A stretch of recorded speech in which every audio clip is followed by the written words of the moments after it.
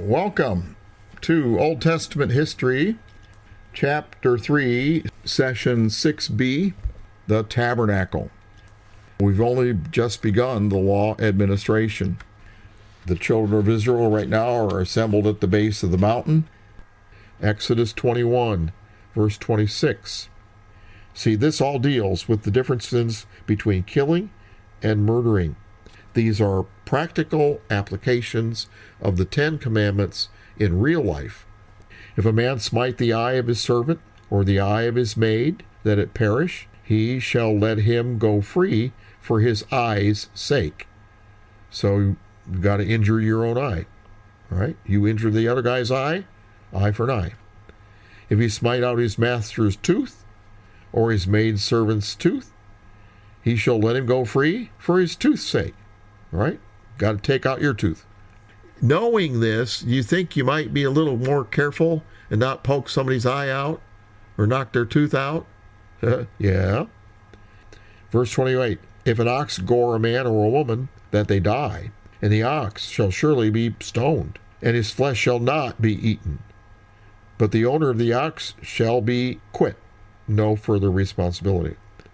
Because, it's an animal. Can you control what an animal does? Well, somewhat, because look at the next verse. If the ox were wont to push with his horn in time past, and it hath been testified to his owner, your ox does this, you better watch him, and he hath not kept him in, but that he hath killed a man or woman, the ox shall be stoned, and his owner also shall be put to death.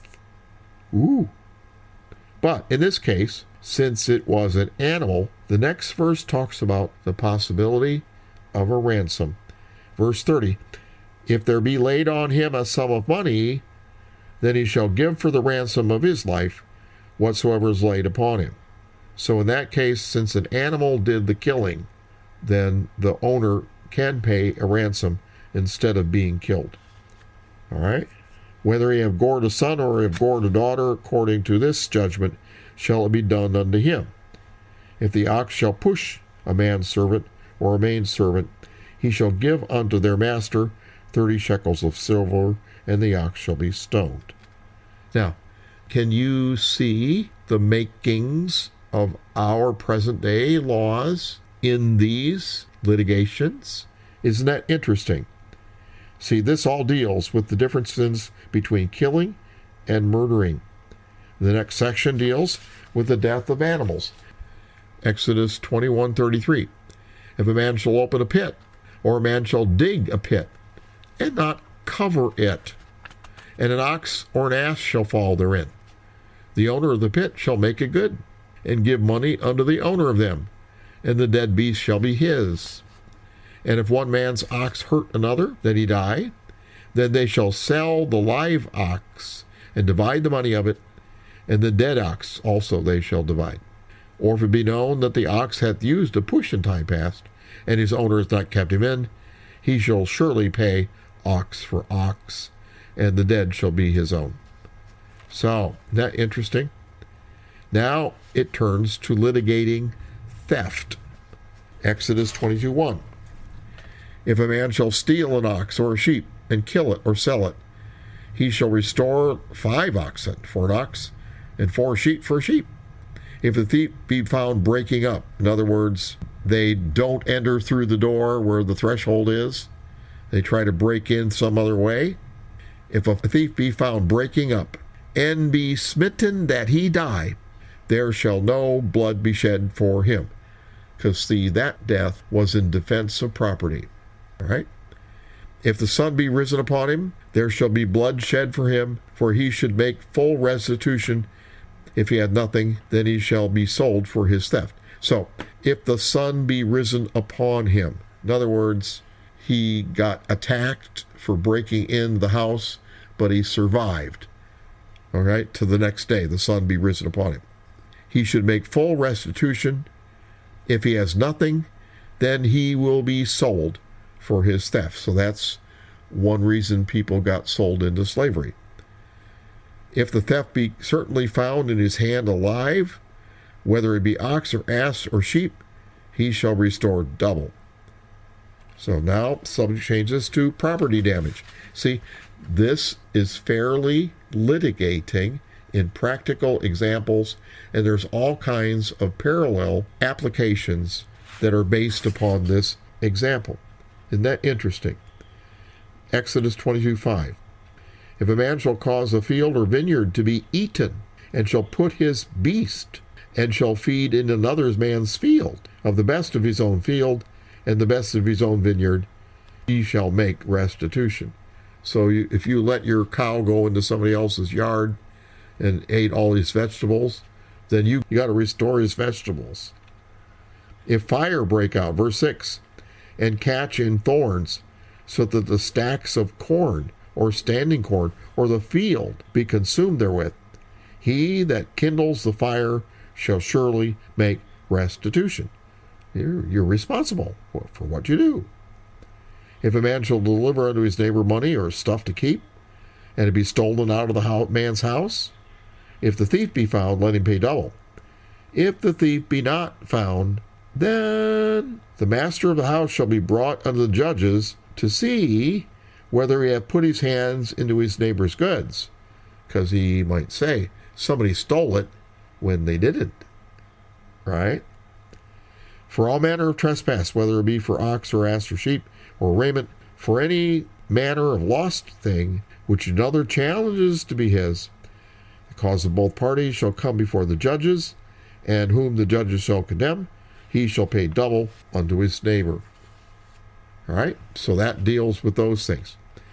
And then here's one that deals with agreements. Exodus 22:10.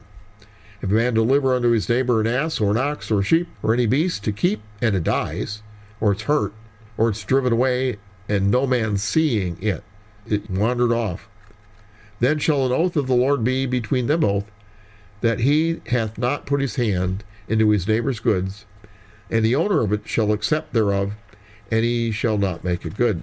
And if it be stolen from him, he shall make restitution unto the owner thereof.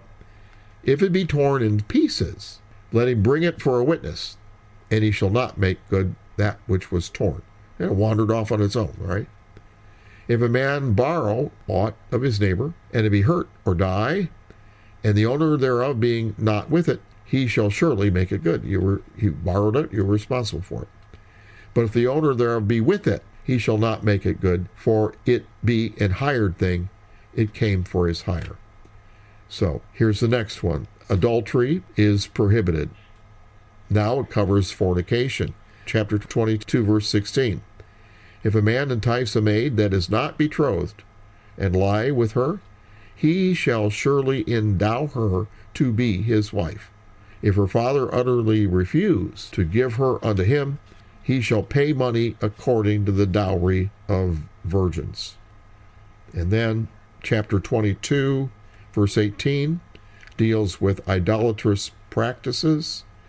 Thou shalt not suffer a witch to live. Whoever lies with a beast shall surely be put to death. He that sacrifices to any god, save unto the Lord, he shall be utterly destroyed.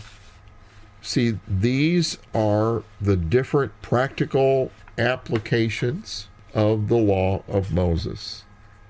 So it goes through, verse 23 and 24, not afflicting a widow or a slave or an orphan. You have to be fair to them. Chapter 22, verse 25, if you lend money to any of my people that is poor by thee, thou shalt not be to him as a usurer. Don't charge him interest. If thou at all take thy neighbor's raiment to pledge, thou shalt deliver it unto him by that the sun goes down. Now, see, they didn't have a whole closet full of clothes. Some people only had one outfit, right? And they slept in it too, kept them warm. So at night, when it got cold, if you took their outfit as a pledge, like bail, then every night you'd have to give it back to them so they could sleep in it and stay warm. And in the morning, they'd give it back to you again. And they'd walk around in their skivvies, all right?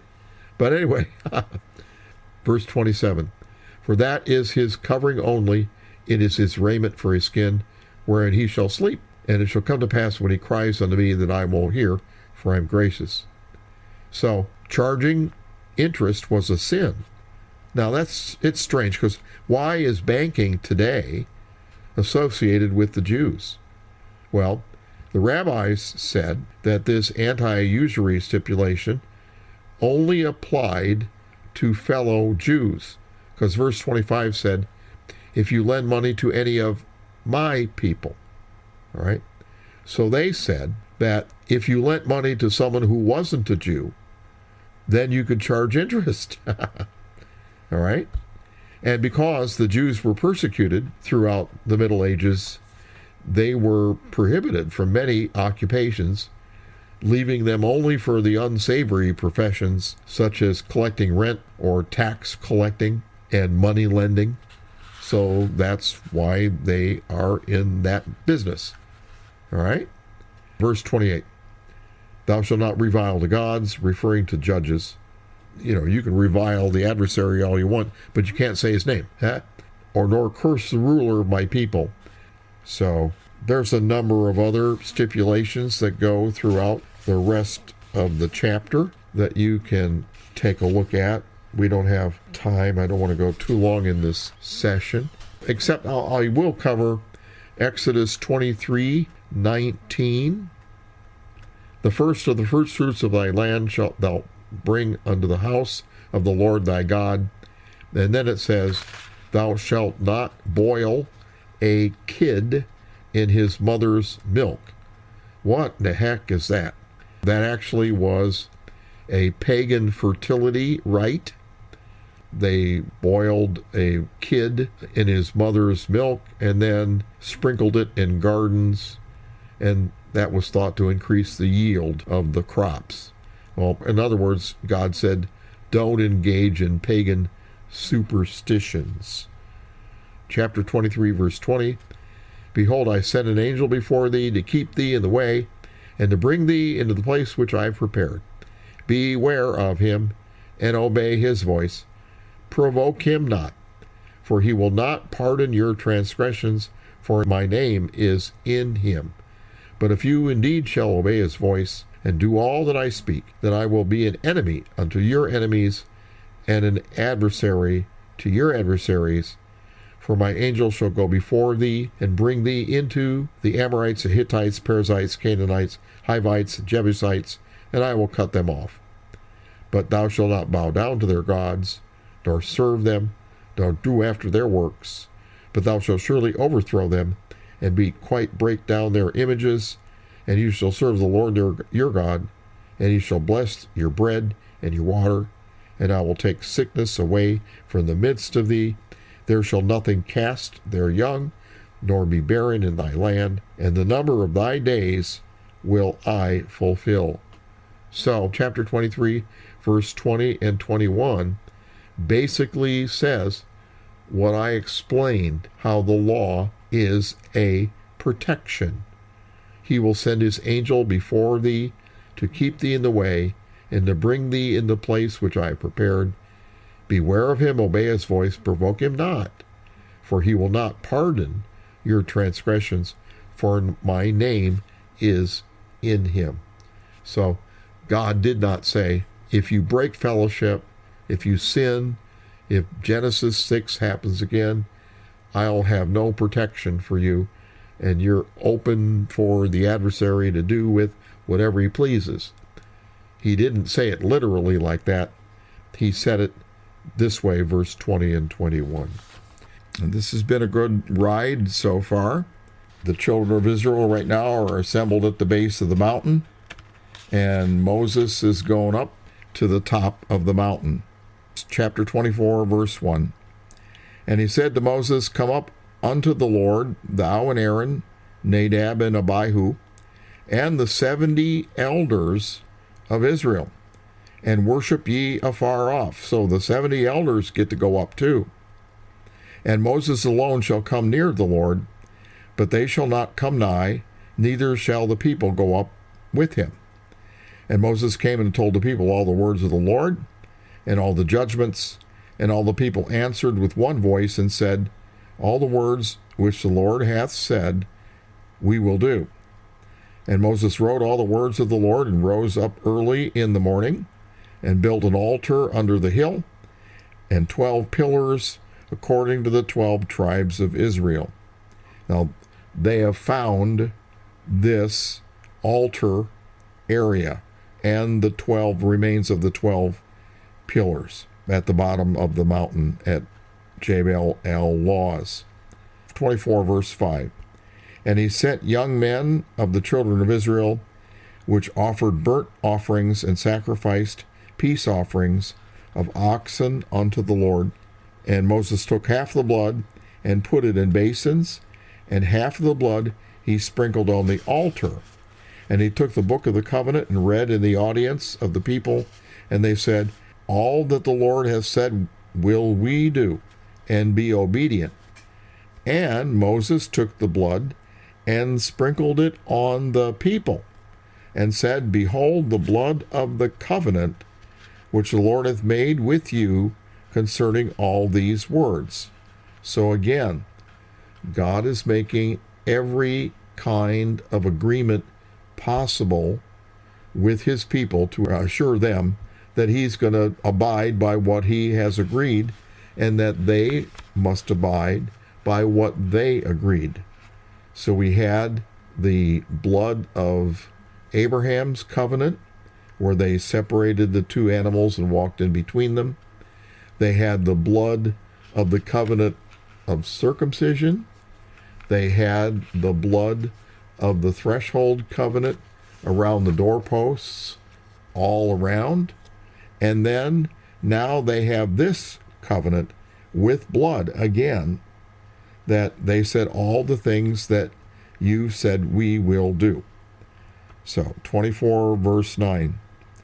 Then went up Moses and Aaron, Nadab and Abihu, and the 70 elders of Israel, and they saw the God of Israel.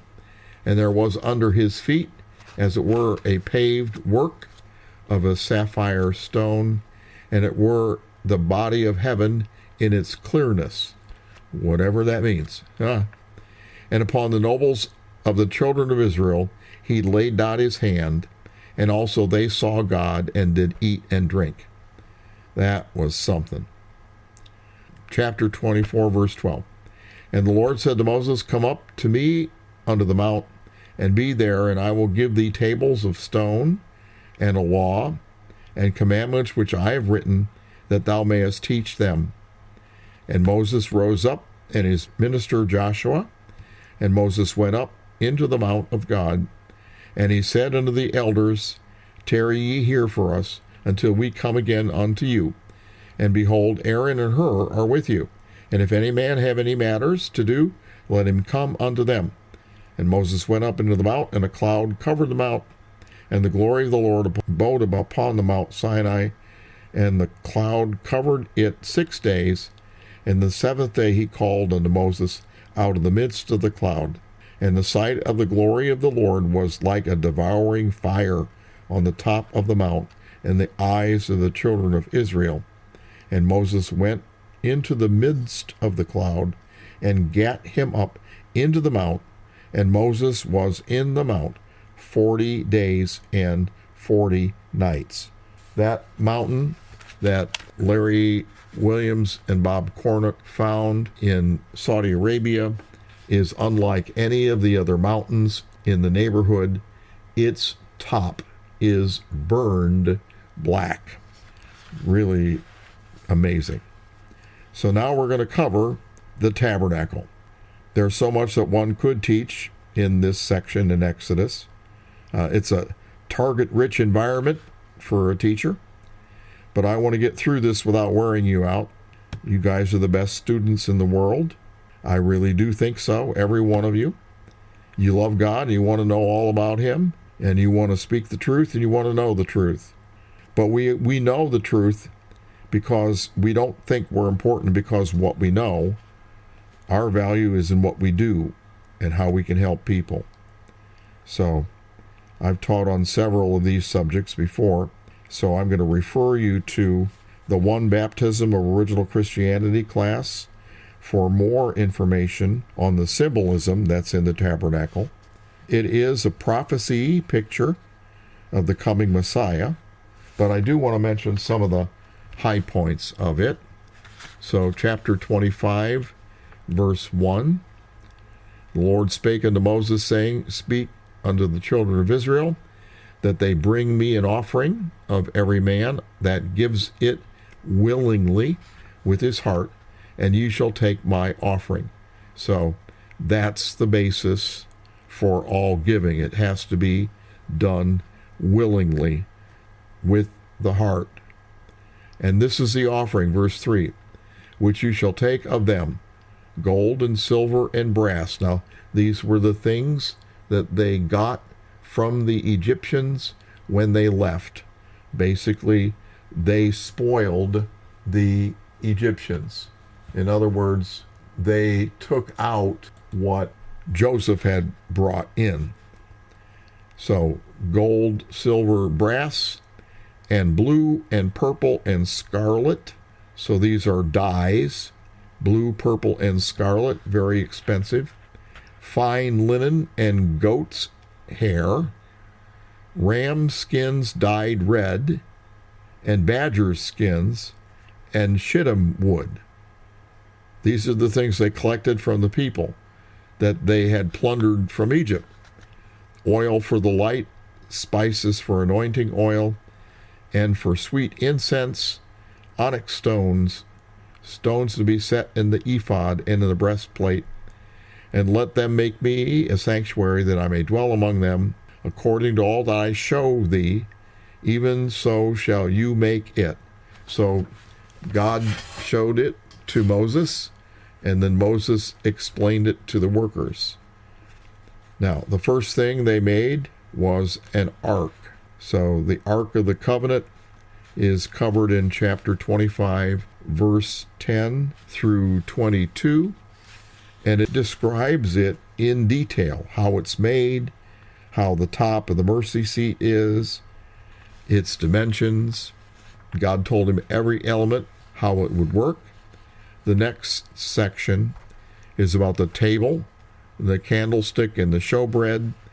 That's verse 23 and following.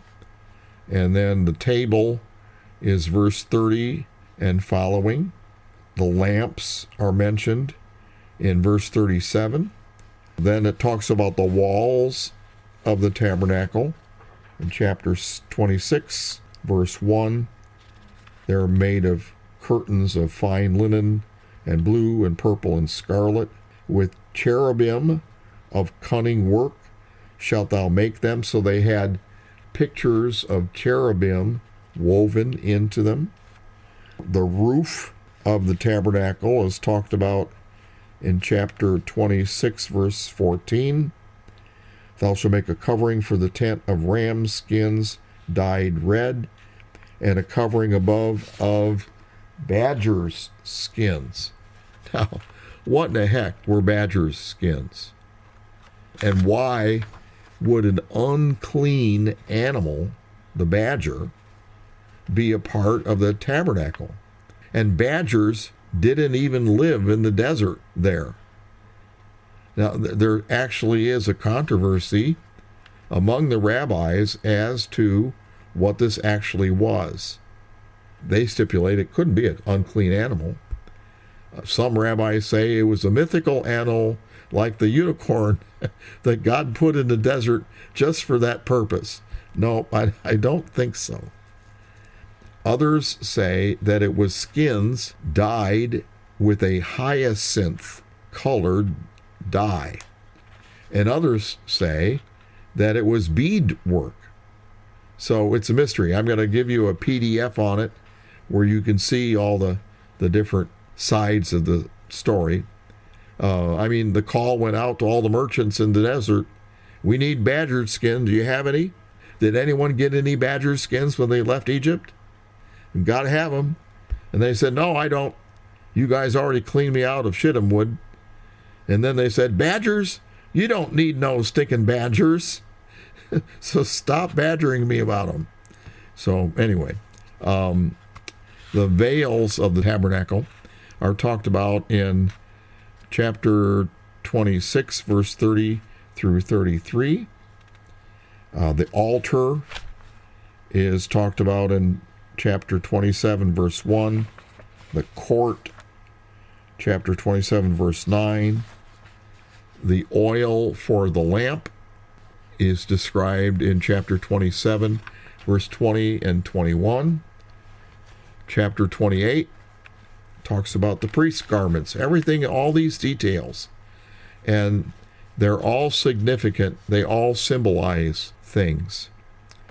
The high priest's garment is talked about in chapter 28. He even has a breastplate with 12 stones on it. Chapter 28, verse 17. Thou shalt set in it settings of stone, even 4 rows of stones. The first row shall be a sardius, a topaz, a carbuncle. That'll be the first row. Second row, an emerald, a sapphire, and a diamond. Third row, a ligure, an agate, and amethyst. And the fourth row, a beryl, an onyx, and a jasper. And they all be set in their gold settings. And the stones shall be set with the names of the children of Israel, 12. So that was worn by the high priest. Then he had a breastplate, and in the breastplate he had a pocket where the stones Urim and Thummim were. And that's where, if he wanted a yes-no answer, he would reach in and believe to grab the right stone, and it would say yes on it, or it would say no on it. That's how he made his decisions. Interesting. Chapter 29, verse 1 talks about the installation of the high priest.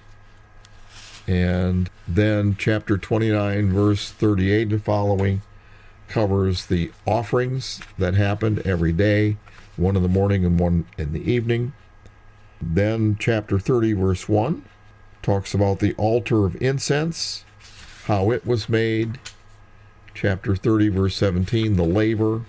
Then chapter 30, verse 22 and following, they made a special holy ointment for the high priest and for the vessels of the tabernacle, and it was proprietary. No one else could make that formula. The same is true for the incense that was used on the altar of incense. It was a proprietary formula that's covered in chapter 30, verse 34. So the perfume that the high priest had also is a special formula. So very interesting. All these details God told to Moses. But I also want to cover something else, and that is the ministry of the workers that were involved. And so let's go to chapter 31, verse 1. Exodus 31, verse 1. The Lord spoke unto Moses, saying, See, I have called by name Bezalel, the son of Uri, the son of Hur, of the tribe of Judah, and I have filled him with the Spirit of God in wisdom, and in understanding, and in knowledge, and in all manner of workmanship.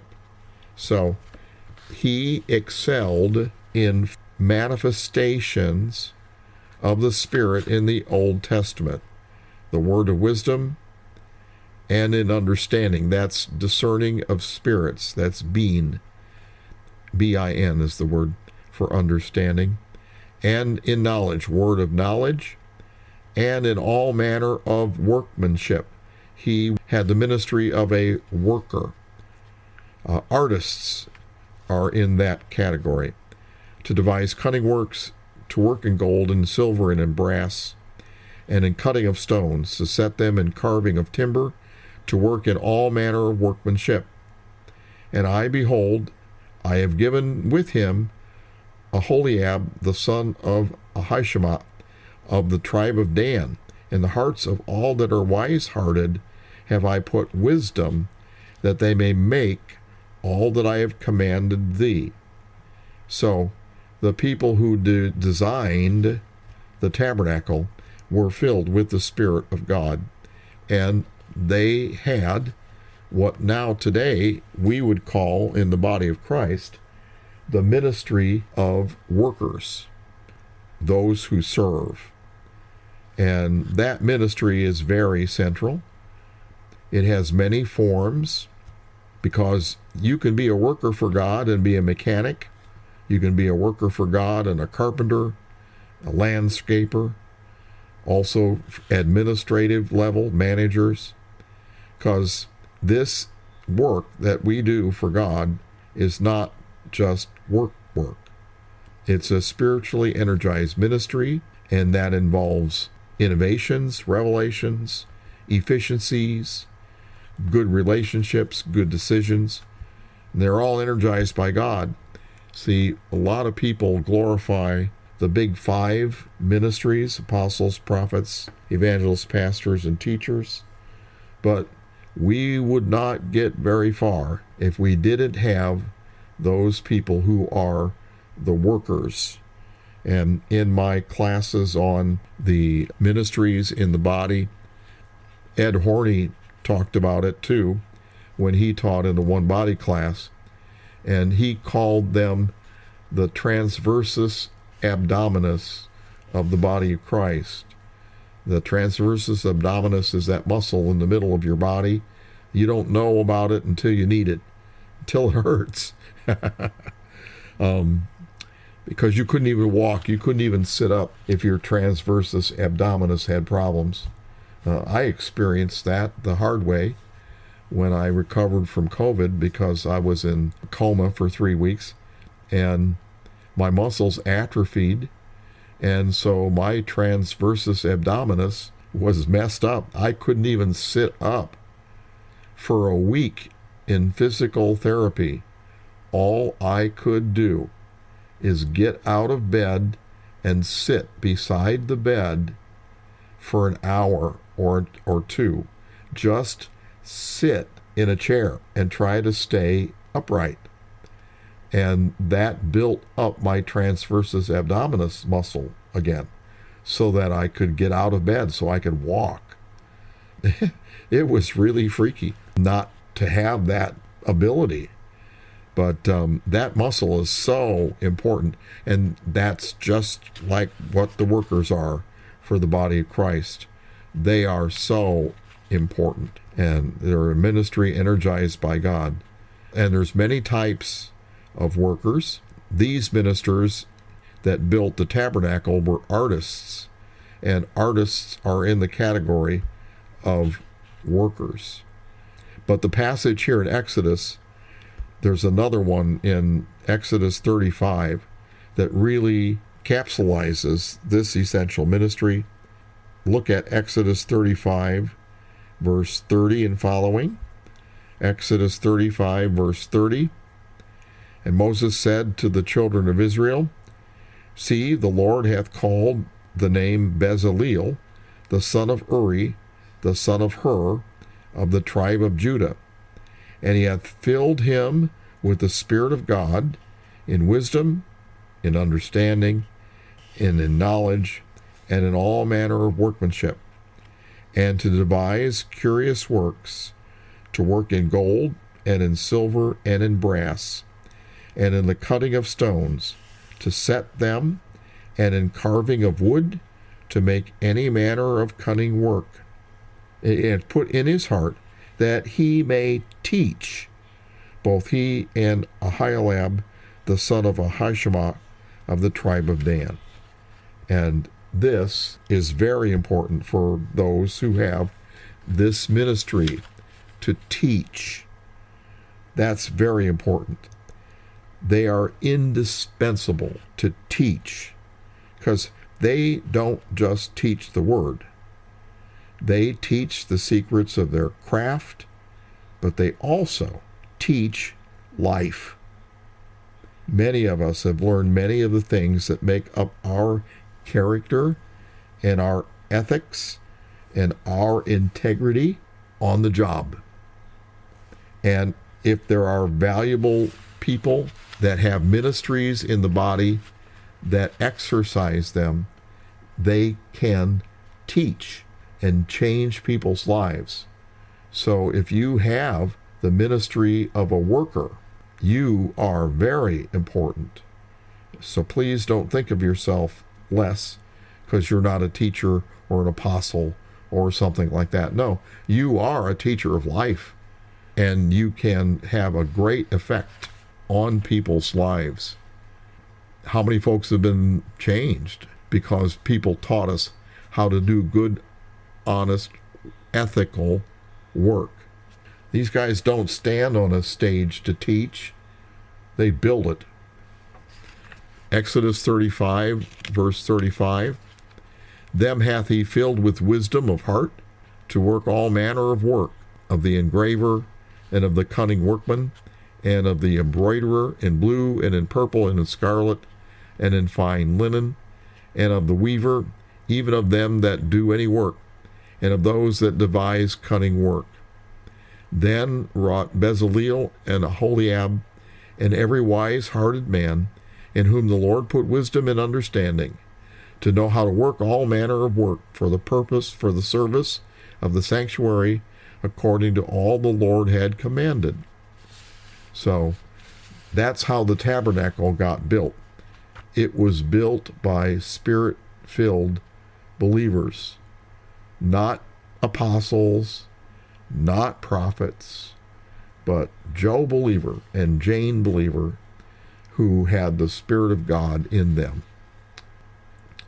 That's why I want to elaborate on this a bit, because it is such an essential ministry in the church. You know, sometimes leaders are perfectionists. They try to do everything themselves. That's unwise. It can lead to ministerial burnout. So my advice is, don't neglect this great resource. Share the work, because there are many folks with a willing heart who can help.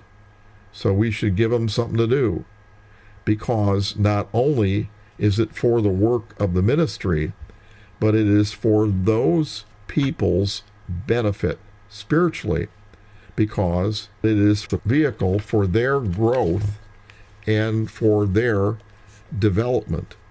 We need to give people something to do, not only because there's stuff to do, but because they will grow and it'll benefit them, because we need to let the Spirit of God work in them. And once the Spirit of God is active in people's lives, you know, it has a mind of its own, right? It'll take them where God wants them to grow and take them to greater vistas unimaginable. And so we need to put people in circumstances where they can believe God and grow, because who knows what plans God has for them. And for not giving them the opportunity to share of their love and of their effort is actually robbing them of their potential, what they could do if God was working in them fully. So we want to put God to work, let it take them where it will. So God will put them in key positions in the world where they can make a difference. So we want to let them work. Let them make mistakes, hopefully not big ones. But, you know, the leader will need to oversee them and keep in touch, but not micromanage.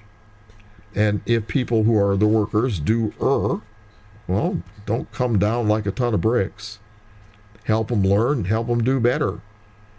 Teach them to take the initiative and report back to you. See, because good leaders train good workers to help them and to grow and to be independent and to believe God. The leader or the manager has the authority to delegate, and then these in turn have accountability to get the task done and report back to the leader. And we need to collaborate. But micromanagement is stifling to growth. So if you are one of these workers that can teach, you're building tomorrow's leaders.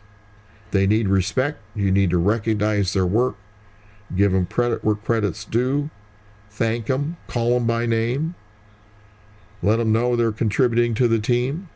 come down from the podium once in a while and rub shoulders with them, work with them, set up chairs with them. You build the esprit de corps, get their morale up, team spirit. That's what you do if you're a leader. This is a great resource. And accordingly, I'm very thankful for the people who are helping me do the work that I've been called to do.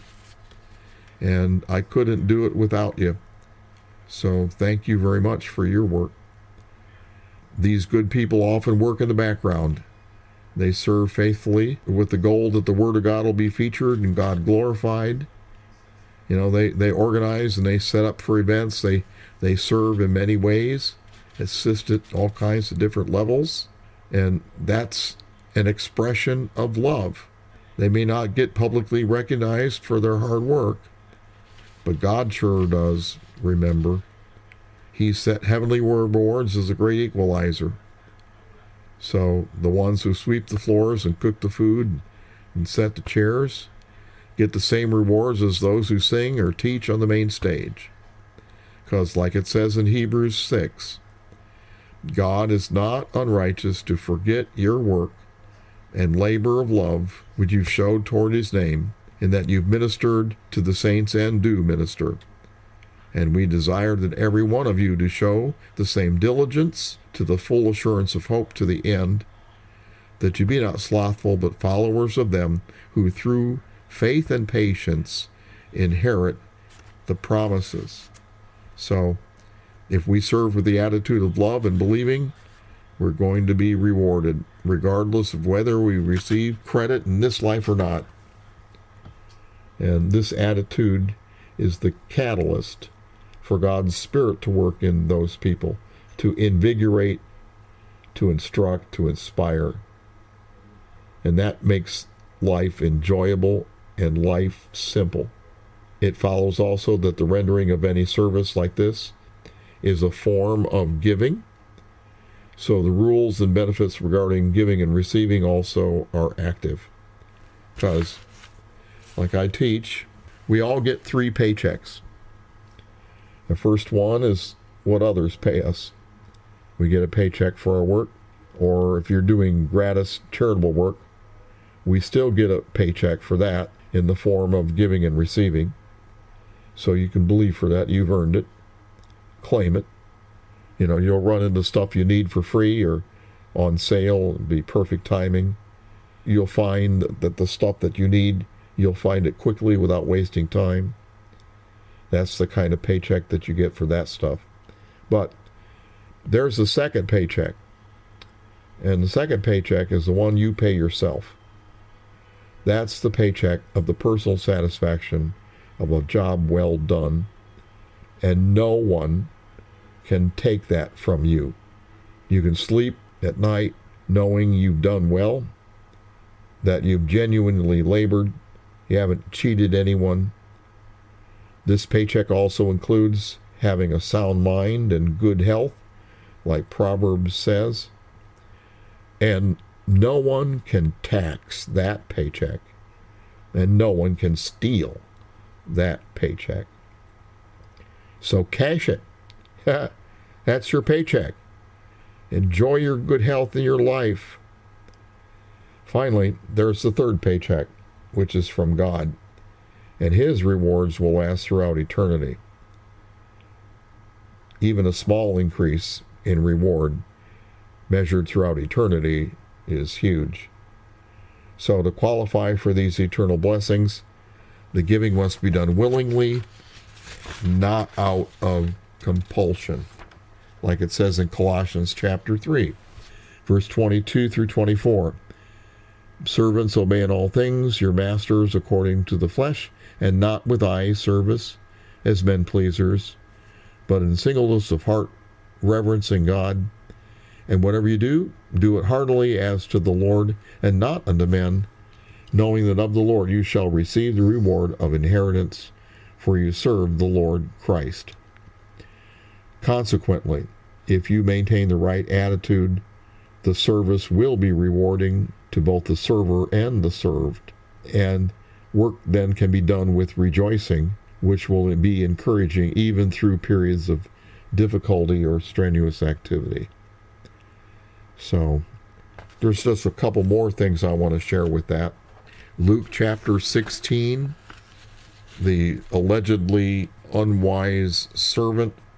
I want to cover the end of that where Jesus says, "Make unto yourselves friends of the mammon of unrighteousness." What the heck is that? That when you fail, they may receive you into everlasting habitations. Well, he explains it in the next verse. He that is faithful in that which is least is faithful also in much, and he that is unjust in the least is unjust also in much. If therefore you've not been faithful in the unrighteous mammon, who will commit to your trust the true riches? And if you've not been faithful in that which is another man's, who shall give you that which is your own? So in other words, if we are faithful with physical things, that's the mammon of unrighteousness, then the principles will transfer for how we treat spiritual things. See? Because how we treat things that can be seen affects how we will treat things that can't be seen. All right? So the principles will transfer. But there's a balance, because verse 9 says, only make friends of the mammon. Don't be devoted to it. Don't love it. Otherwise, you could get out of bounds and end up treating people the way things should be treated, and things the way people should be treated. So those who become stewards in the church and manage church property or church money need to be detailed, disciplined, and savvy in the things of the world, as well as being spiritual men and women. All right? But there also is another very important point given in Luke 16:13, and that is, no servant can serve two masters, for either he'll hate the one and love the other, or he'll hold to the one and despise the other. You cannot serve God and mammon. So the final verse I want to share on this is from 1 Peter chapter 4, verse 10 and 11. As every man has received the gift, even so minister the same one to another, as good stewards of the manifold grace of God. If any man speak, let him speak as the oracles of God. If any man minister, let him do it as of the ability which God gives, that God in all things may be glorified through Jesus Christ, to whom be praise and dominion forever and ever. So, if you are a worker in the body, think of the work that you do like the art that was in the tabernacle, because the same kind of heart made that's in you. So think of what you do inspired by God as a worker in the body. Think of it as making beautiful things just like they made in the tabernacle, and God will fill in the details so that you can do that. Man, back in Exodus, at the end of this section, in Exodus 31, verse 12 and 13, God ends up saying to Moses, "Speak thou also unto the children of Israel, saying, Verily my Sabbaths you shall keep, for it is a sign between me and you throughout your generations, that you may know that I am the Lord that doth sanctify you." This, right there in verse 13, is the last Jehovah name that is given in the Pentateuch. I am the Lord that doth sanctify you. As I've said earlier, in Moses' ministry, he championed a deeper understanding of who God was as Jehovah or Yahweh. He even asked God to teach him something deeper about his name or his reputation or his essence back in Exodus chapter 3. And God replied, I will become whatever I want and need to become for my people. And then Moses championed 3 of the 10 Jehovah names. So this was his project, learning about God as becoming whatever he needs to become to fulfill his promises for his people. Jehovah as healer, Jehovah as banner, and now Jehovah as sanctifier. What was the context of that last name? It was the designing of the tabernacle. And that is how God was going to deal with sin and make them holy. That is how God was going to sanctify them. He was going to deal with the separation between man and God, and one day send his Son as Redeemer and Christ and Lord. And the tabernacle set the pattern for how that would work, and it demonstrated it in a prophecy picture. In next sessions, we're going to mine those treasures of God's greatness and see how Moses built his character to receive and understand God in that way, in all his glory and all his depth. So, bless you.